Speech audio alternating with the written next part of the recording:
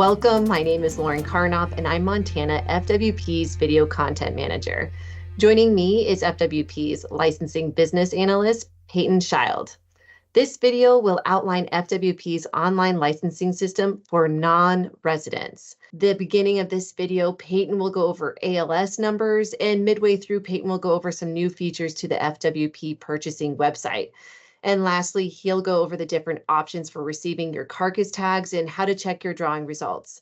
This video is also chaptered, so feel free to look at the description and jump to the category that best fits what answers you are looking for.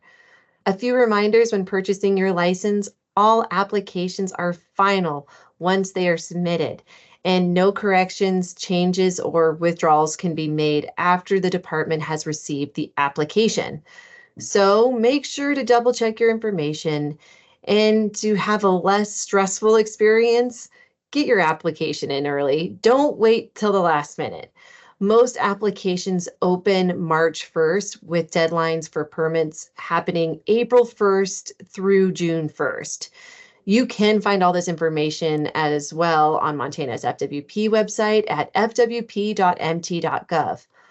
All right, Peyton, can you start the video with showing us how to get to the online licensing system from the main FWP website? Yep, go ahead and share my screen here. All right, so this is just the main Fish, Wildlife, and Parks website. The address for that is fwp.mt.gov. This is likely where you're going to start out. Just a couple of things that before we get started on an application, a couple of things I like to have open are a copy of this year's regulations and also the hunt planner map. The way that you get there from the main FWP website is if you go to the Hunt tab. The Hunt Planner map is right here under the Hunt menu. And then regulations are right here under regulations. If you click on this, this will actually take you to the copy of all regulations that we have out there. And then once you're ready to apply, you'll just go ahead and click this yellow Buy and Apply button at the top. That'll take you to a second screen. And what you're looking for to get to our licensing system is this gray Buy Online, Get Your Licenses, Permits, and More Online box.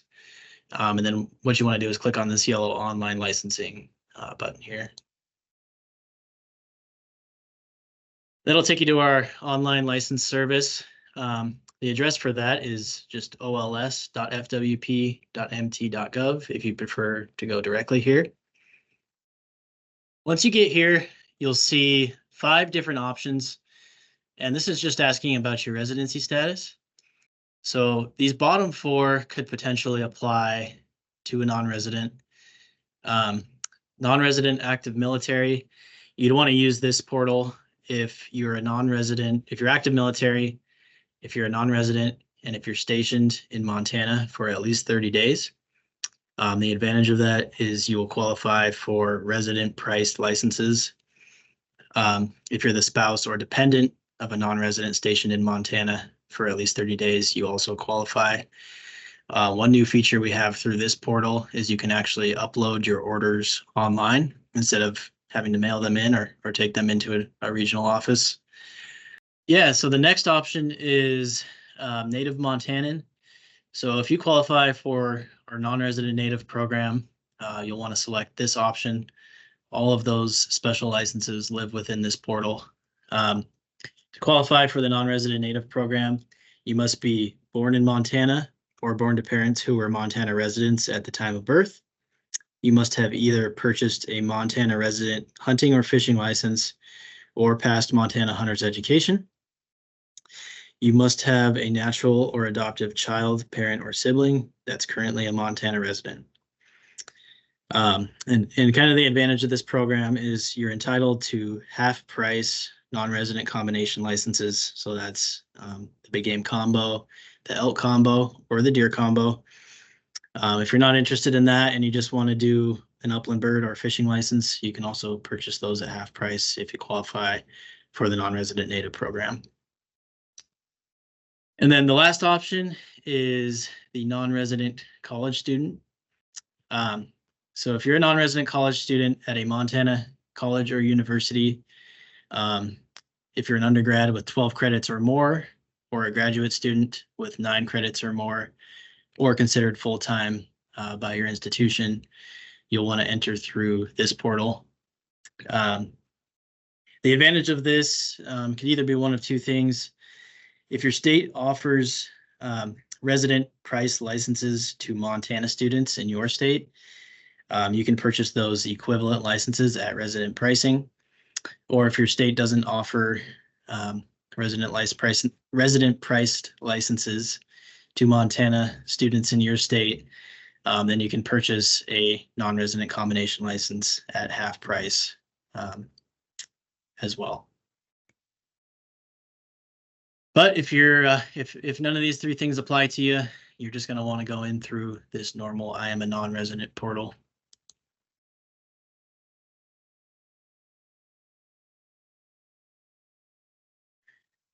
So once you get here, you'll see this box that says identify non-resident. This is where you're going to want to put your info in if you already have an ALS number. First name, last name, date of birth, and then your ALS number here. If you don't have an ALS number, and you know you haven't purchased any licenses with FWP since 2001, you want to click on this box.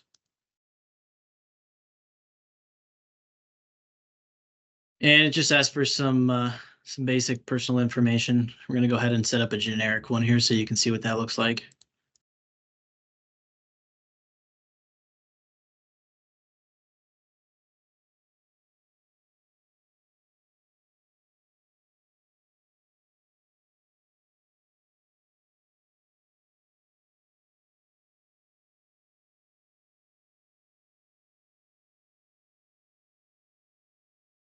So this screen here, this is saying that the system thinks that you already have an assigned ALS number.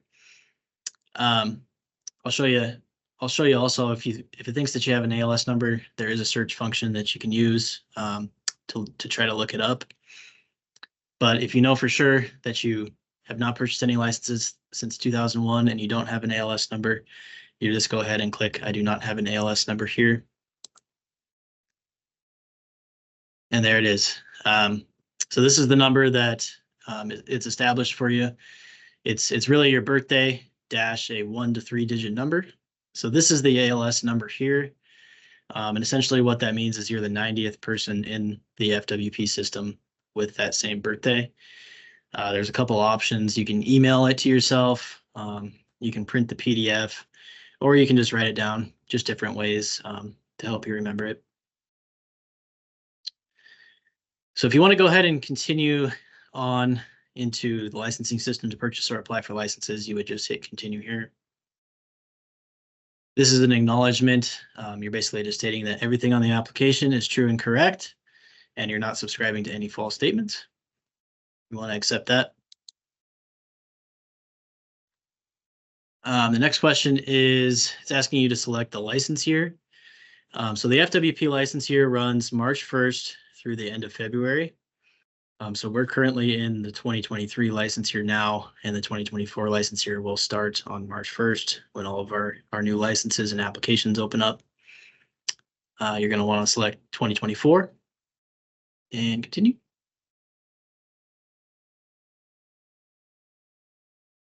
And that'll just take you to the main screen here where you can see everything available to purchase or apply for.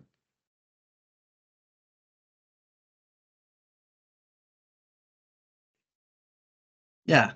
So if you get to this screen and you realize you think you have an ALS number, you've purchased licenses in Montana past 2001, but you don't know what it is, there is an option here. You'll just click on I can't remember my ALS number. And that'll actually take you to a different screen. All you'll need to do is enter your date of birth, phone number, zip code, and residency status, and then select the animal and hit search. It should show it to you. One thing to keep in mind here too is if if maybe you had an ALS number from years ago and you don't remember, that's why you're looking it up. if you have an outdated phone number or zip code, something like that, it's only going to pull from the phone number and zip code that you actually have on file. So just something to keep in mind. If it doesn't work, it might be outdated information in the system. Yeah, so like for non-residents, if they hadn't applied for a license for like 3 years, do they ever lose their ALS number for non-residents? Nope. So all ALS numbers will stay in the system forever. So once you establish an ALS number, that will be your lifetime number. You should never create a new one or anything like that. Even if you like move to a different state or anything like that, like if you move from Washington to Colorado, that ALS number will stay the same. Yep, ALS number will stay the same. Either when you purchase your first license after a move, or you can also call into licensing too, and we'll go ahead and update your address for you. If it's something like switching residency, if you're switching from a resident to a non-resident, we'll switch that in the system too. There's never any need to create a new ALS number. Okay. Yeah, but now that we got the info in here and we've selected the rattlesnake, if we hit search, there it is. It'll give you your ALS number there, and then you can go back and enter that in to apply. If you know for sure that you have an ALS number, you know what it is. Pretty simple. You're just going to enter your first name, your last name, date of birth, and that ALS number here, and then hit continue.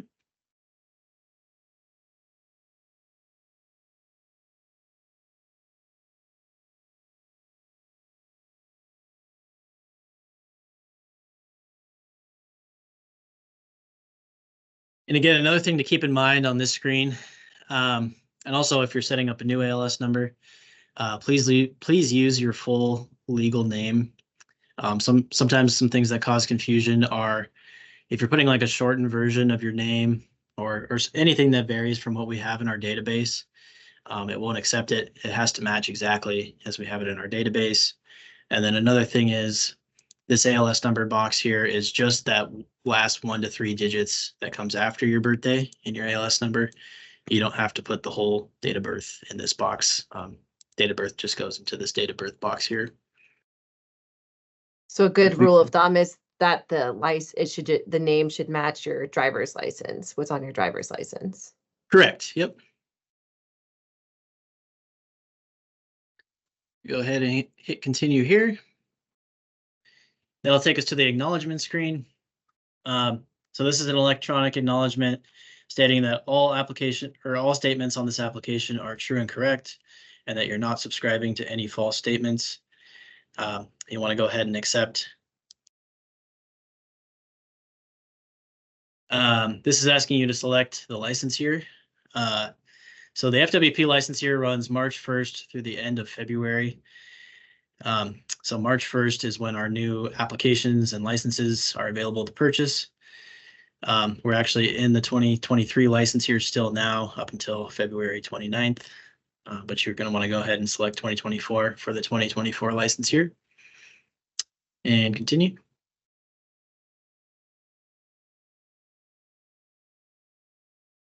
So once you get to this screen, this is a new feature that we're pretty excited about this year.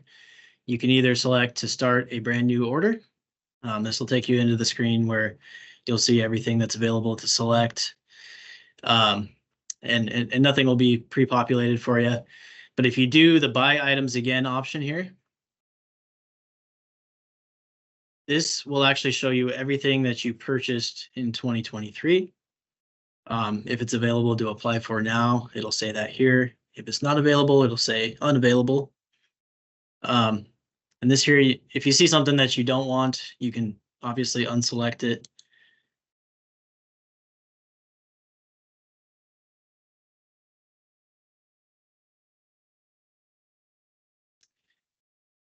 And then if you were to use this buy items again and hit continue to get into the system.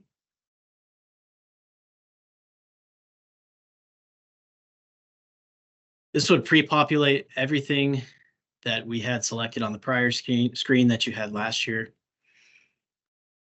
Obviously, if you get to this screen and you still see something that you don't want, you can unselect it.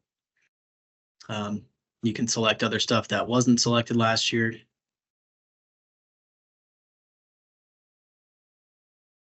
And then another few new features that we're pretty excited about on this screen this year. We've added these little information bubbles next to each item. So if you hover over these, it does have a brief description of what that license is for. And kind of go through each one you're curious about. We do want to remind folks that this is just a brief description. Please verify with the regulations for specifics on all of these. Another thing that we have new this year is we've added pricing to this main screen, so you can kind of plan, how much it's going to cost before you get to the end. We've also renamed some of these licenses with the species first. So they're now organized in alphabetical order. So now you can kind of just look for the species. If you're looking for deer, all the deer stuff is going to be together within this category. It's also in alphabetical order, which is super helpful. Yep. We also went ahead and broke these main categories into subcategories. So if you go hunting items here, we have combination applications. We have licenses. So under licenses would be anything that you can purchase right away. There's no application required. These are over-the-counter licenses that if you were to purchase them, you would receive them today. Applications are anything that's a drawing. So all of our hunting applications would be under hunting and then applications. When you first get to this main screen, it's going to populate view all. So all of these categories will show at once. If you want to kind of filter that down to hunting or fishing, you can select these individually as well. And then you just see all the hunting stuff or the fishing stuff.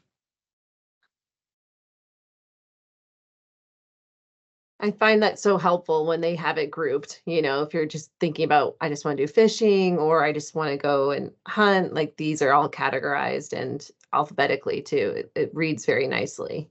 Mm-hmm.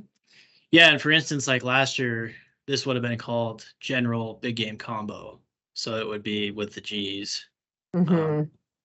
Now you can just, if you're thinking deer, you can go, oh, okay, deer must be here. Black bear must be here.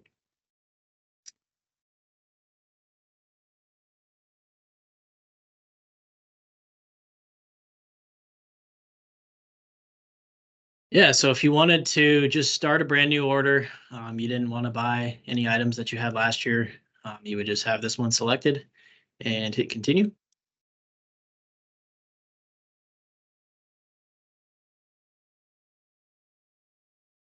So now we're in the main screen where you can see all of the items that are currently available to select. Some of the main ones, probably the most common applications we get for non-residents are these combination applications.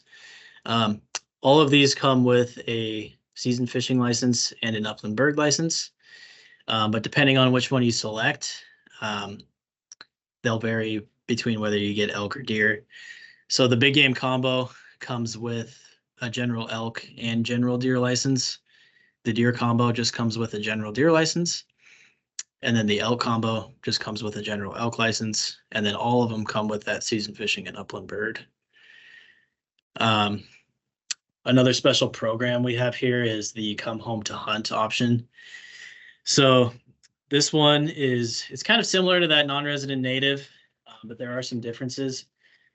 The non-resident native, to go back to that one is straight over the counter. There is no quota. So as long as you qualify, you will receive a non-resident native license. The come home to hunt, there's 500 of each of these available. So 500 big game, 500 deer, 500 elk. So they do go through the draw. We've actually never met that quota through the draw before. So we have had leftovers available to purchase after the draw.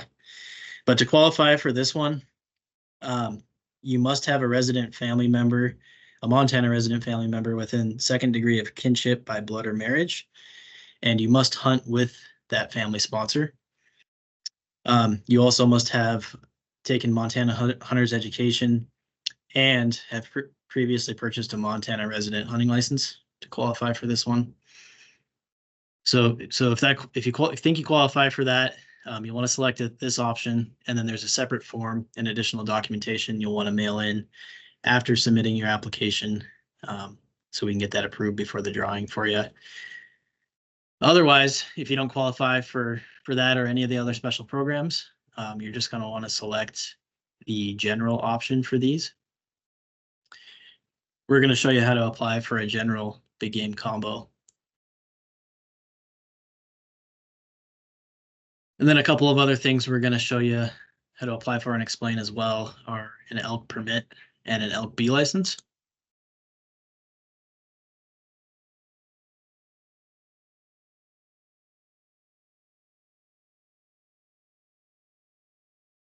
So when you're applying for any hunting or fishing license in Montana, there are some prerequisites that you're required to purchase.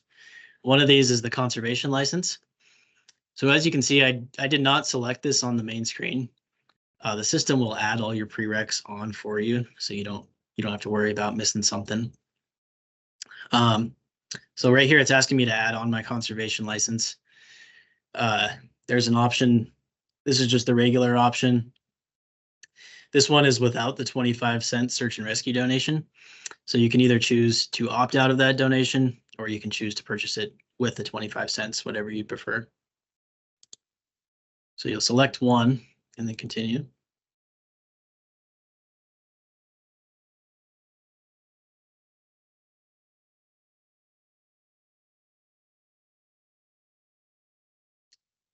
All right. So this screen is asking about our general big game combo for the license year 2024. So the first question it's going to ask is, are you applying as a party? So if you choose to apply as a party, we can have up to 5 members in one party. All of your application choice must be the same. So everyone in the party must select general big game combo. And you also must have, we'll get into this in a sec, but you must have the same refund option selected down here as well. And that's to make sure that we keep the parties together when the drawing occurs, and that you're not getting broken up. So in this one, you just want to make sure you have a good communication with who's going to be the first member of the party. So if you have 5 people, just make sure you've designated who that first member of the party is. Good communication, I guess, is what I'm trying to say. Correct. Yep. Yeah, and another thing I forgot to hit on is the preference points selection must be the same as well for everybody. So the first person that goes in and establishes the party, they would say this question, are you the first member of the party? They would say yes. And they would enter each person that plans to apply with that party here, their first and last name. I would say if somebody is kind of on the fence about applying in the party, I would recommend just putting them down, because if they are listed and they don't apply, that's not going to be an issue. If they aren't listed and they do apply, they will likely be removed from the party before the draw. So just something to keep in mind with that. Once the party member or the party establisher checks out, they will get a receipt, and that receipt will have their party number on it. So when the rest of the party members go in, they're going to go ahead and say no here. And what that's going to do is that's going to prompt them to put the party number in. And then once the party number is entered, it should pre-populate everything that the party establisher had selected. So you can kind of, just to make sure that we're not putting different selections on our application. So the first party member would have already submitted their application so that they could provide the party number. Correct. Yep. Okay. So the first person that establishes the party establisher will need to provide that party number to the other party members for when they go in and apply. Okay. Yep.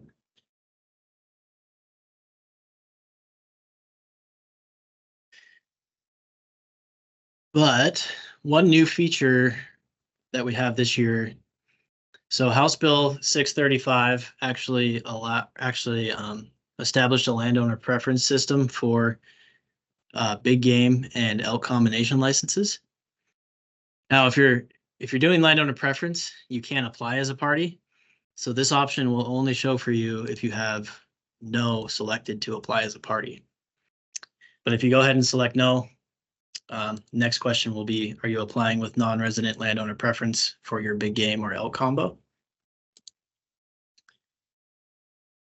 You want to select yes here if yes.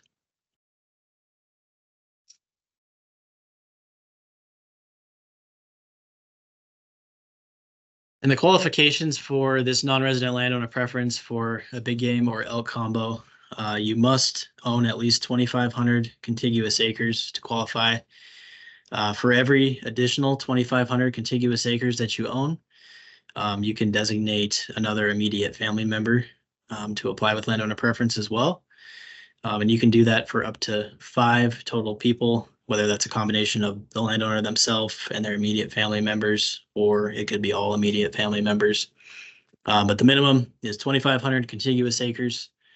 And then for each additional 2,500 contiguous acres that you own, you can add another immediate family member on to your landowner preference application.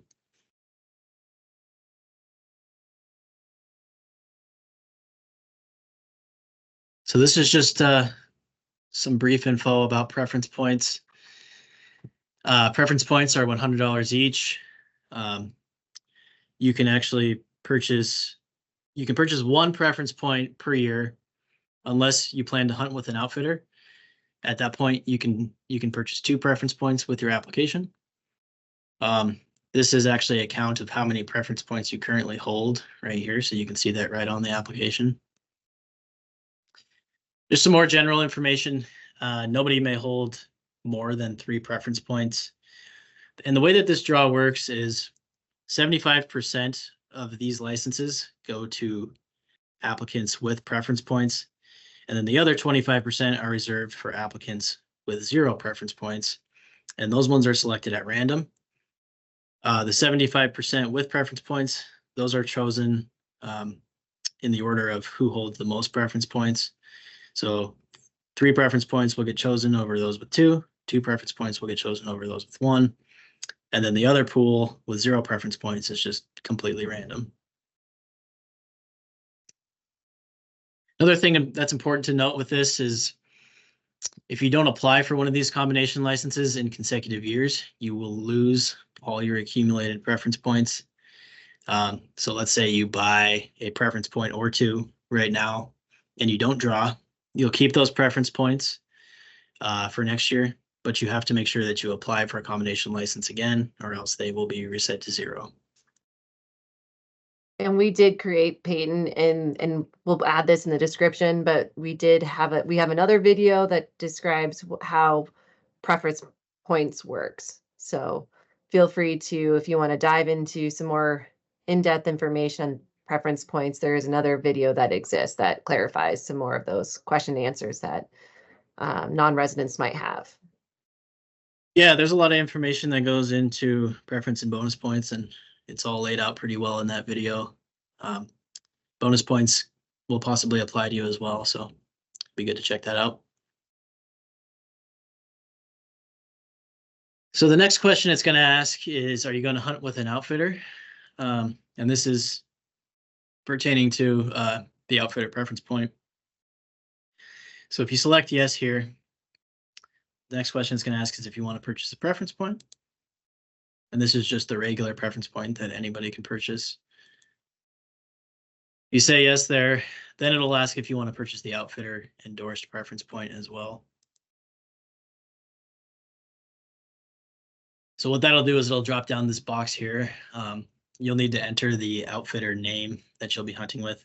It can either be the specific outfitter, or it can be the name of the outfitting business you're going with. Doesn't matter a whole lot there.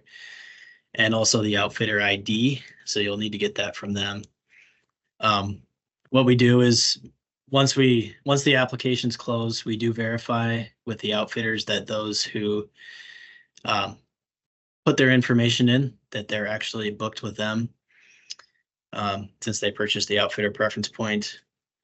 And your outfitter will need to endorse you to be put in for the draw. Once the outfitter endorses you, you can go with a different outfitter. What it really comes down to is you must be with an outfitter in the field to be legal if you draw a license using this extra outfitter point.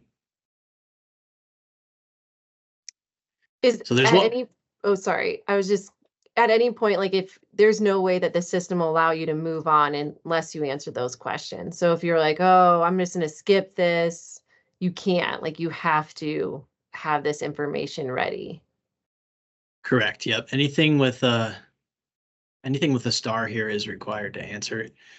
So if you said purchase the outfitter endorse point, you must put it in their name and outfitter ID.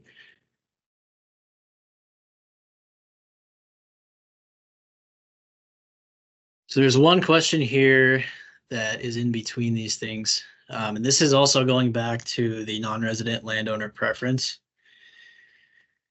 So along with House Bill 635, if you qualify for the landowner preference, you're successful in drawing using landowner preference, and you were enrolled in an FWP administered private land hunting access program in the prior license year, you are actually eligible to purchase an additional bonus point for either Elk B, Elk Permit, Deer Permit, or Deer B. So that's where you would elect this here. So you would say, if you were enrolled in one of these private land hunting access programs, and that's, for instance, block management, if you were enrolled in an elk hunting access agreement or a private access land agreement, one of those three things, you could qualify for this. So you would say yes here, and then it'll drop down this box. And this is asking which application you would like to apply that extra bonus point to. It'll have you apply at the same time. So if we'll do Elk B here.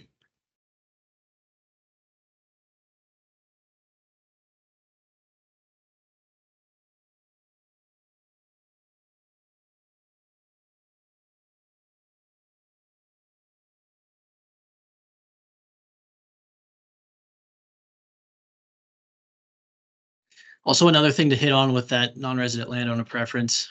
Again, this is a new process, a new question. This question is essentially just, the online portion is just for this extra bonus point. So if you've ever done landowner preference that we've always done in the past, like for deer permits, elk permits, things like that, it's a pretty similar process. You'll just apply online, and then there's going to be a separate form that you'll need to mail in with your additional documentation.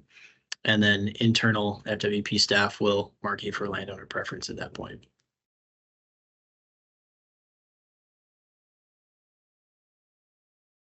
So these questions here, these are pretty important as well. This first one is saying, I am not applying for an elk permit. So essentially what an elk permit is it goes along with your general elk license. As a non-resident, since you have to draw your general elk license, you must be successful in that combination license drawing first to be put in for an elk permit. But essentially what it is you may or may not need it in the hunting district you're looking to actually hunt in. It both expands and restricts the opportunity for a hunting district, and I can show you that within the regulations here.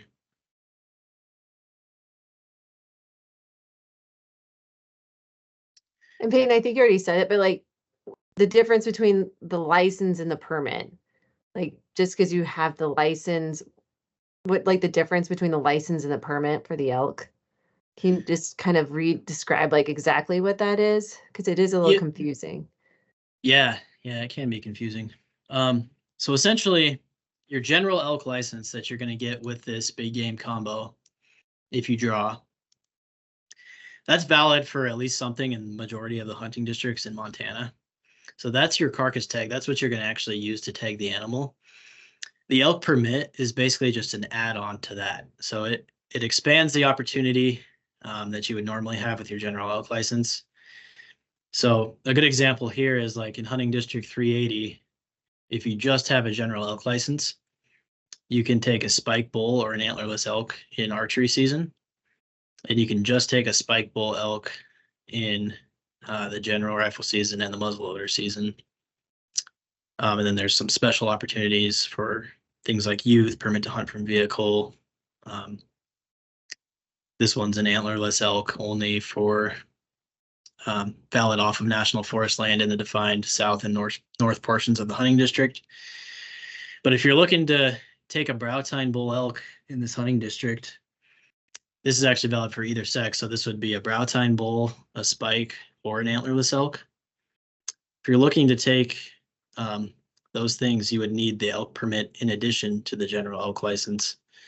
And these are only by drawing. So essentially, if you're looking to hunt in hunting district 380 and you want to hunt that brow tine bull elk, you're going to have a general elk license and the special permit. Otherwise, it would pretty much just be the spike bull elk or the antlerless, depending on. And the same thing goes for deer too. It's we have a general deer license that's good for at least something in most of the state. But then depending on which hunting district you're looking for, you might need that deer permit on top of it as well.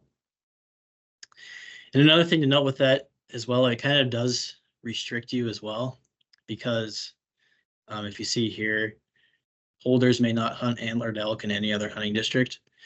So if you draw one of these elk permits, you are limited to that district for antlered elk for the length of the season that it's valid for.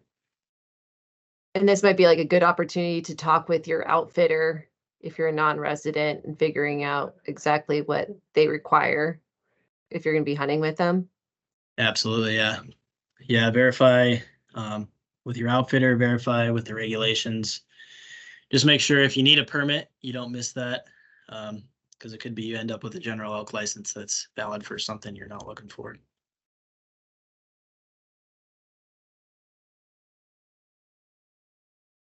But essentially, what these refund options come down to is that special elk permit draw.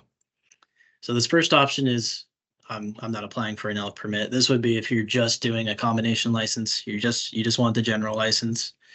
You're not going to put in for that special elk permit draw.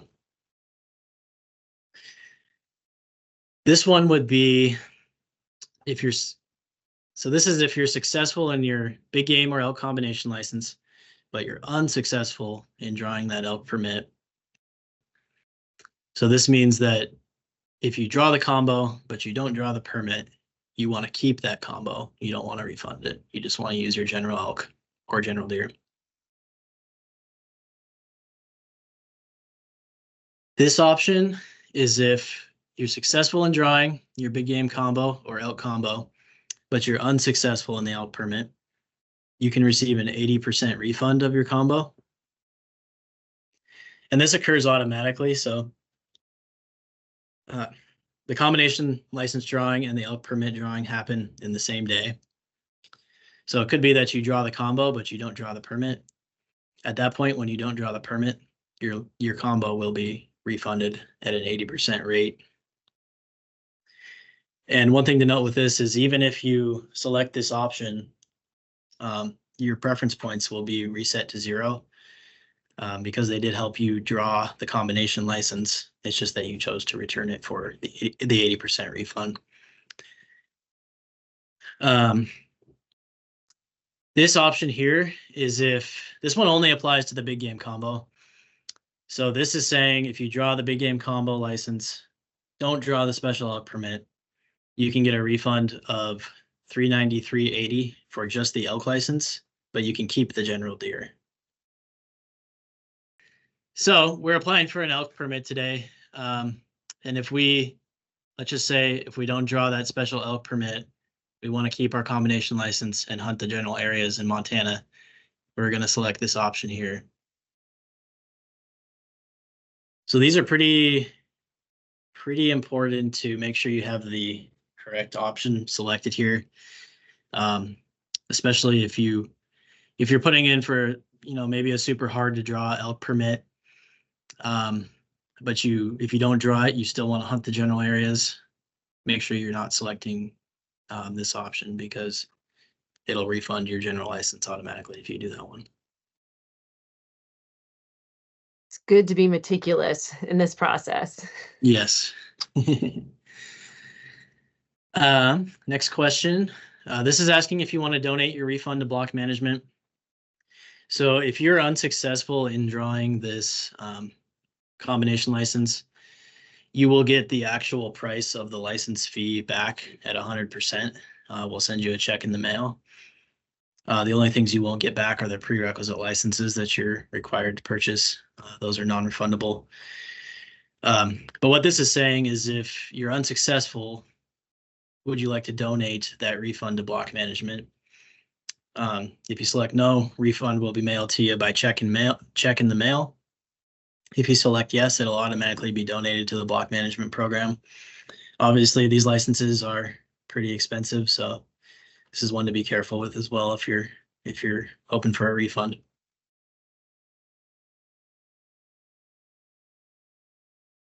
This one's pretty simple. This is just asking how you heard about deer and elk hunting licenses in Montana. We all heard it from you, Peyton. So the next screen it's going to take us to is for the Elk B license. So this one is actually, I'll show an example in the regs here too. The Elk B licenses are separate from the general elk. So you could take one elk with your general elk, and then you could take an antlerless elk with your Elk B. They don't go along with each other or anything like that. But again, definitely helpful to check the regulations on these. Like for instance, in 380, we have 3 different Elk B licenses that you can apply for.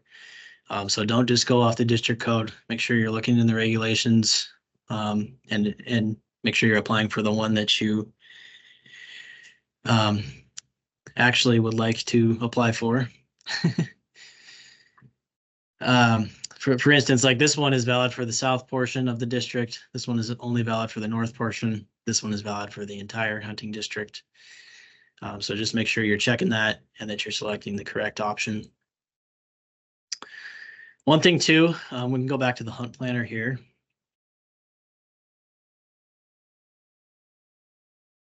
So this is going to show all of the different hunting districts we have in Montana, land ownership, things like that.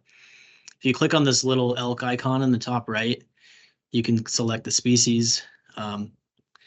One thing to note is the hunting district boundaries are going to be different for a lot of our species. So you'll want to verify this for each species you're applying for.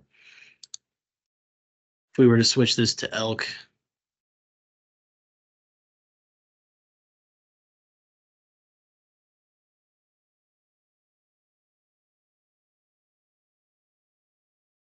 pretty interactive. You can see the boundaries of where the license you're applying for is valid. One thing that's pretty useful, like on licenses like these that are split into south and north portions, you can toggle on this hunting district portions option, and it'll show you any hunting districts that have portions for licenses that are split into north or south or and whatnot. And I'm such a visual person, so I find this interactive map to be super helpful. So if you have like a general idea of where you know you're going, but you just can't remember those numbers, having the hunt planner map really helps out and just showcasing those districts exactly where they are. So yeah. Absolutely. I am too. And there are maps in the regs as well, but I just find this to be a lot more useful when you can.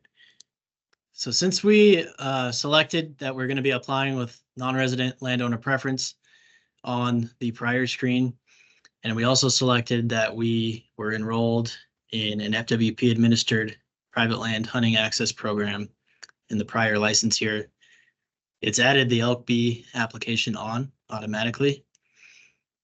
And it's also pre-populated the purchase bonus point.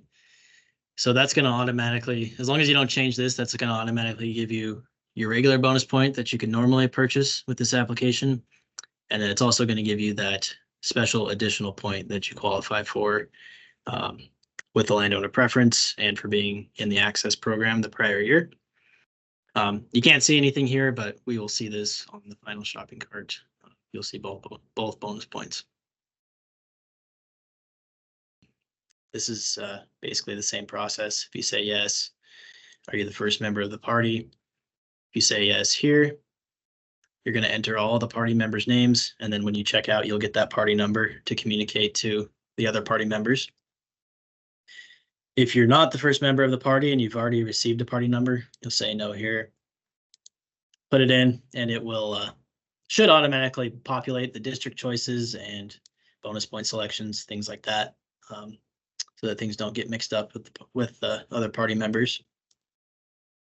And this is probably a good reminder that in the party names, that it has to be the name that matches the license. So if you have a friend named Bob, but his real name is Robert, that it matches his license as well, right? Yeah, try to do your best on that. These names are just for our internal use. So before the drawing, we go in and do party cleanup. Like if there's mismatches, like less people applied than were listed, things like that. We'll look and verify that the names match. Okay. Usually we can make that distinction on our end if it's like Robert and Bob, but Okay. yeah. Good to know.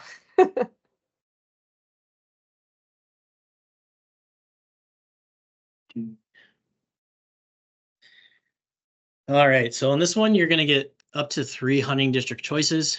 You don't have to do 3. The only required one is this top one, and it's your first choice. And definitely, if you are doing more than one choice, make sure that your first choice is the one that you want the most. The way the drawings work is we go through everybody's first choice first. And then if you don't draw that first choice and we have leftovers of your second or third choice, that's when those would come into play. But it's typically not super common that second and third choices get drawn. So definitely make sure that your most important choice is in this first choice box. And then again, as you're looking through these LPT codes, don't just go off the hunting district. Make sure you're verifying within that regulations chart to make sure it's something you're interested in applying for. As you can see, some districts have more than one. Like 215 has 2 different licenses that are valid for different things. So just make sure you're verifying that. So the next question is whether you'd like to purchase a bonus point. You say yes, obviously you'll get another bonus point with your application. These are $20 each for non-residents with application. What this will actually do is it'll actually, in a sense, activate the bonus points that you currently hold to be used as well. So say before you applied, you had 3 bonus points, you purchased another one, that would give you 4 bonus points, and it would also activate those other 3 to be used. So that would be, and essentially the way that these work is similar to lottery tickets. So these ones basically just give you more entries into the draw. So back to the example, if you have 4 bonus points after you purchase this one, those would get squared.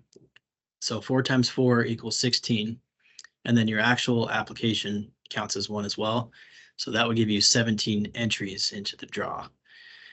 So the bonus point system, quite a bit different than preference point system. Preference points establish priority, where bonus points essentially just give you more entries, and then it's completely random from there.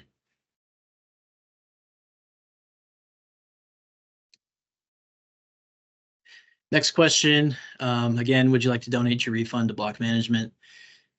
This is the same process as on the combos. If you're unsuccessful, we'll mail a check out to you. If you select yes here, your donate or your refund will be automatically donated to the block management program. So just be careful and make sure you actually want to donate if you select yes here. All right, so the next screen is going to be our Elk Permit. We kind of already went over these a little bit, but these are basically the same questions. The first one is, are you going to apply as a party? That is the same process as any other application. Again, you'll get up to 3 hunting district choices with your Elk Permit. Some of these that you'll see in here, they're designated first choice only or first and only choice. And the difference between these, if you select a first and only choice, you'll see the rest of your choices have been disabled. So what a first and only choice means is it must be your first choice and you cannot select a third or second and third choice. Another thing to note with the first and only choice districts is if we go through the drawing and we happen to have leftovers, they will not be offered for purchase on surplus. One new feature we also added to these this year too is if you're selecting a permit that's archery only, we have that marked here too. So you can see that on the front end.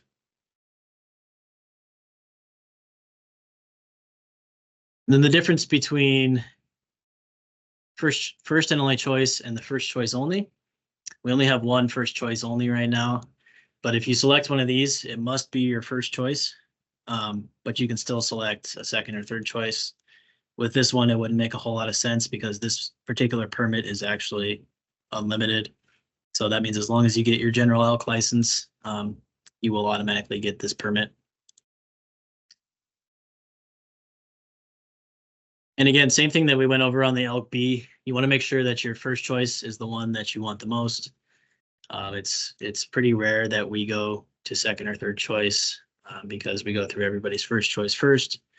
And then if you're not successful in that, but we have leftovers on your second or third choice, that's when it could potentially come into play.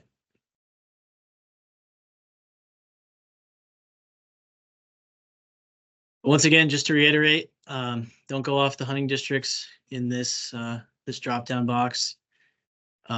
Definitely make sure you're verifying within this regulations chart that it is something that you're interested in applying for.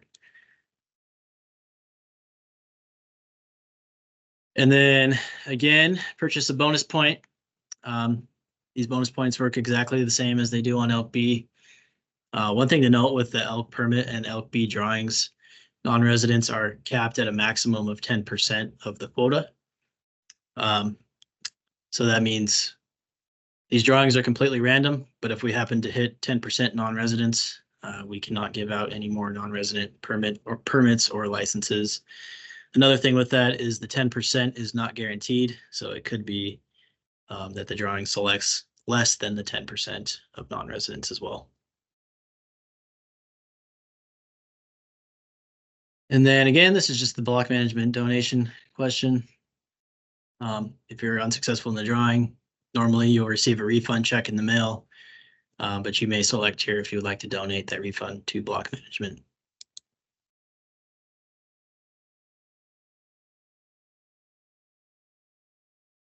So once you get past all your applications, it's just going to ask you if you'd like to donate to a couple of different programs. This one in particular is the Hunters Against Hunger. Donations to this program help cover the cost of processing and distributing meat hunters donate to feed hungry Montanans. You can select yes or no here. If you do select yes, the minimum donation is $1, but you can donate as much as you like. Or you can select no.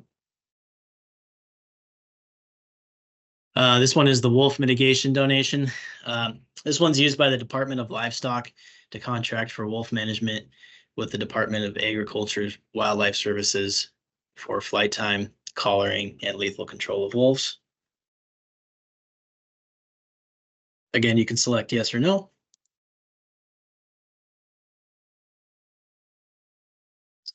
So this is just a review. There are more in-depth breakdowns of what hunting district you selected and whatnot on following screens, but this just shows the actual license types you have in your card.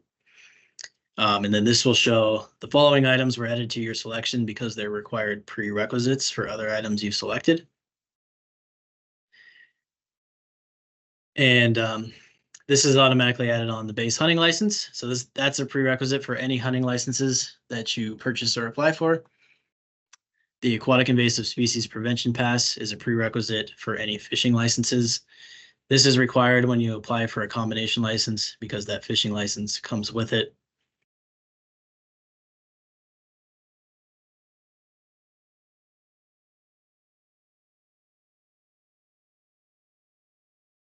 So this screen is the more detailed breakdown. As you can see, like with an Elk Permit, it shows the hunting district that we selected. Same with Elk B. And then the cost. There is a $5 application fee for any application you submit. And these are all added into a total at the bottom. So since we have the big game combo, the Elk B, and the Elk Permit, that's $15. You can see it added our additional bonus point, which is for the non-resident landowner preference and being enrolled in a private land hunting access program in the previous license year.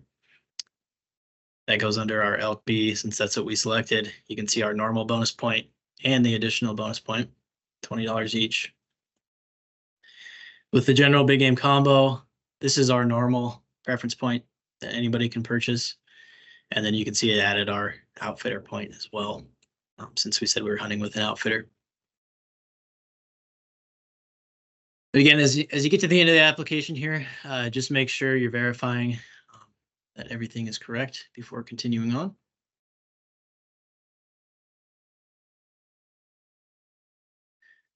So this screen is just your address information. So this is pretty important that we get your correct address. For one, for mailing out your licenses, and also for mailing out refunds if you're unsuccessful in any of these drawings. If your physical and mailing is the same, you can just put it here. If your mailing is different, just check this box, and then a separate box will pop up for you to put your mailing address in. This question here is asking whether you want your name included on lists provided by FWP to requesters.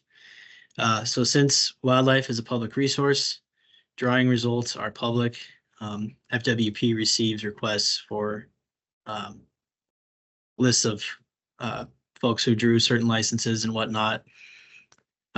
So everyone over 18, their drawing status is public. Essentially what this question is asking is whether you consent to the department giving out contact information, like mailing address, phone number, email, things like that, pertaining to mailing lists for solicitation purposes. So the next page is just personal information, phone number, home and work, and then we do require email for all applications. It should be pre-populated here if you purchased licenses before, and then you'll just need to put that in the re-enter box for confirmation as well. This is just obviously gender, weight, approximate height, eye color, hair color. And then we do require the last four of your social security number. Usually it'll stay on file for a few years if you've purchased licenses in the past. Sometimes it does fall out of the system, and then the first time you purchase your conservation license that year, you will have to re-enter that last four in here.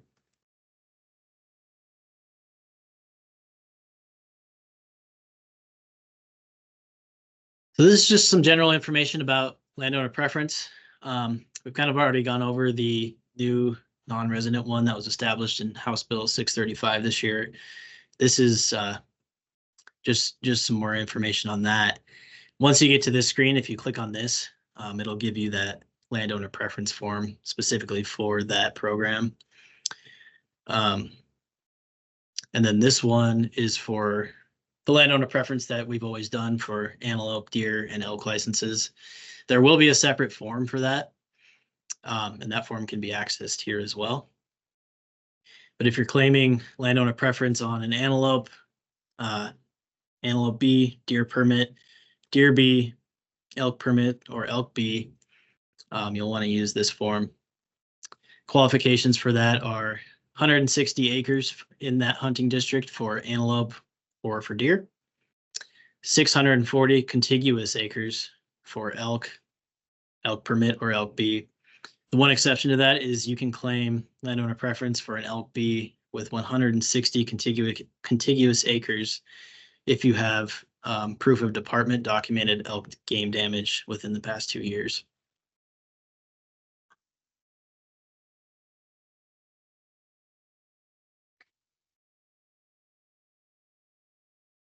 So this is our final shopping cart verification. So this is just another breakdown showing you the cost of each item, what's all in your cart, what districts you applied for. Make sure you're double checking once again before you submit. This question here is, if you're successful in drawing your non-resident combination license that you have in your cart, if you'd like paper hunting regulations mailed to you, you can select yes or no here. If you select yes and you're successful, we will mail a copy of the regulations out to you. And then this option here is how you would like to select how you would like to receive your carcass tags. First option is the FWP print. So this option is pretty basic. If you select this and you're successful, FWP will print and mail the licenses to the mailing address we have on file for you. This option is the e-tag. So this is an entirely digital version of your carcass tag. So if you select this option, you can't do the paper option. It is one or the other. So make sure you have that, whatever you want to do, make sure you have that option selected correctly here. And if you do the e-tag, once the drawing occurs, you'll want to download our mobile app and set up a MyFWP account. Once the drawing occurs and you're successful, the carcass tags will be loaded digitally into the app. There's no paper required. What you'll do at that point is just download the tag to your phone, and then it'll be available to use offline, out of service, wherever you happen to be hunting. There is also one third option that's not showing right now, and that's because we have an application in our cart for a combo, since those are not available for the print from home. But that is an option for any licenses you purchase over the counter. If you do that option, it'll send you an email with a one-time link to print your carcass tags. That link is time sensitive. It'll expire after a 5-day period. And also it is, again, a one-time link. So once you click on it, it will no longer be available. Those links are they only work on computers. They don't work on mobile devices. Just something to note if you ever select that option. One thing to note with anything that's not a carcass tag as well, for instance, like your conservation, base hunting, aquatic invasive species pass, fishing licenses, things like that, things that you don't actually have to tag the animal with. Those can either be paper or digital. So they will show up on the app, but you can also carry a paper copy of those. Carcass tags are one or the other. If you have an e-tag, it's just the e-tag. If you have paper, it's just the paper. So after this screen, you'll proceed to the payment process.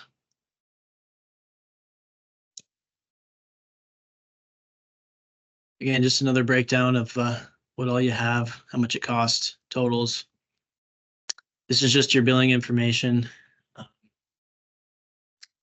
Should be pre-populated. Sometimes the state is not, so you'll have to select that manually. But then from here, you'll go on to put your credit card info in and submit your applications. So your drawing results are going to be available through what's called the MyFWP. Now, this is the same account that you would use if you got e-tags and for the mobile app. But if you're accessing it from, you probably want to just go to the main FWP website, fwp.mt.gov. And then if you're on the main screen here, in the top right-hand corner is the MyFWP login. Click on that.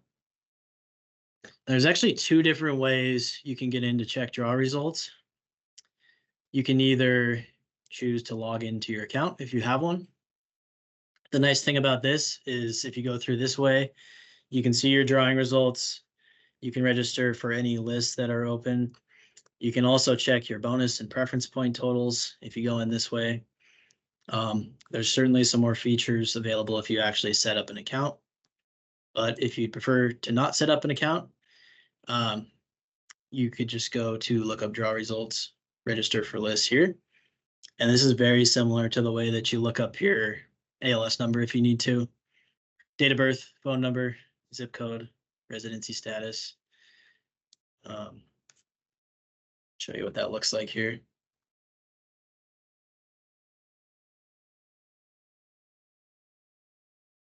Yeah. Yeah, so it'll take you to this screen here. If you enter just through the lookup draw results, the only thing that's going to show is your drawing results. We don't have anything for this ALS number yet, but they would show up here. You can also register for various lists like the alternate list or the surplus list when they become available here. The EHA sign-up list and the hunt roster. Those are all accessible through this, but the main thing is the draw results. And then again, if you're looking to check your bonus points and other things like that, you'll have to set up a MyFWP account. Well, thank you so much, Peyton. I know that was a lot of information to cover, and I think you did a great job discussing a robust topic.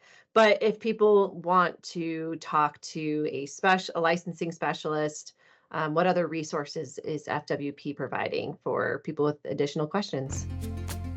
Yeah, so if any questions still remain, you can always call licensing call center.